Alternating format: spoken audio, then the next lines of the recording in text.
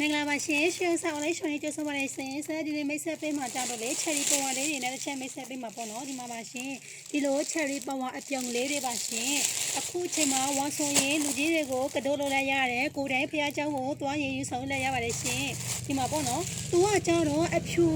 လေးကိုဝယ်သမားပိုးတာပေါ့နော်ဒီဒါကြောင့်အဖြူလေးတွေအများကြီးဝယ်ထားပါတယ်ရှင်အဖြူလေးတွေအယုံလေးတွေနဲ့ရှိရတယ်နော်ဒီမှာပါရှင်အယုံလေးတွေနဲ့ရှိပါတယ်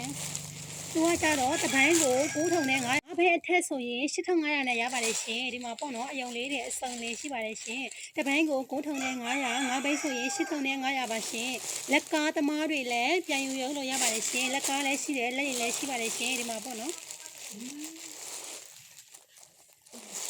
ဒီချယ်ရီပွားတွေကနော်ဒီမှာပါရှင်အပိုင်းကြီးတွေပါနော်အပိုင်းငယ်တွေမဟုတ်ပါဘူးရှင်ဒီလိုခရီးသွားရင်ဒီလိုခြုံလို့လဲရတယ်ပြီးတော့ဖျားသွားရင်သုံးလို့လဲရတာပေါ့နော်ရှင်ဒီမှာပါပွားပိုင်းတွေကအကြီးတွေပါရှင်